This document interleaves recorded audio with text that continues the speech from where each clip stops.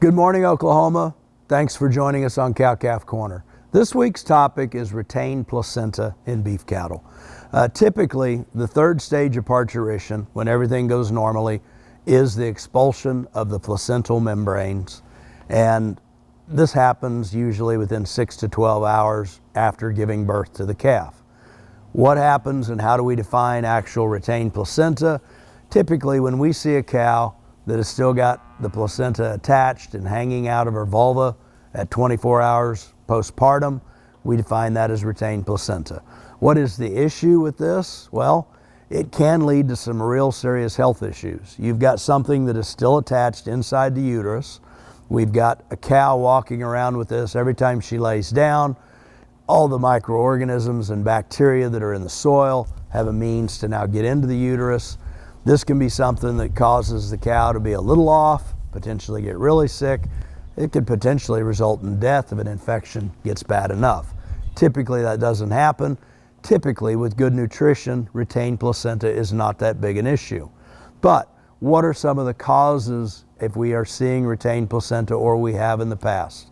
First thing, proper nutrition, vitamin and mineral supplementation, particularly vitamin A, is going to be a key step forward in making sure we don't see retained placenta. If we've got cows and heifers at a body condition score 5 to 6, they've been in a good plane of nutrition as far as protein and energy consumption, a good free choice mineral, they've been getting some green leafy forage in the form of hay or existing grass, it's an excellent form of vitamin A.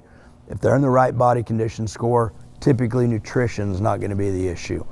Nutrition from that standpoint can be an issue if cows are too obese or if they're too thin. Second thing is potential health issues. If we've got a good herd health program and we typically vaccinate once a year, twice a year, we should be warding off the potential sources that lead to issues there. Genetics can be an issue. There are certain genetic lines, certain breeds that are more prone to having retained placenta than other breeds are. The final thing that can lead to retained placenta, even if nutrition's been good, we don't have genetic issues and a good herd health program, is just if we have seen a cow experience dystocia. A cow that's given birth to twins, a cow that's had an abnormal presentation, or just a calf that's too big and required a lot of assistance is more likely to suffer from retained placenta. So if we've got that and we get a few days into it, we want to keep an eye on that cow, potentially administer antibiotics, reach out to our veterinarian and see what course of action we might need to take.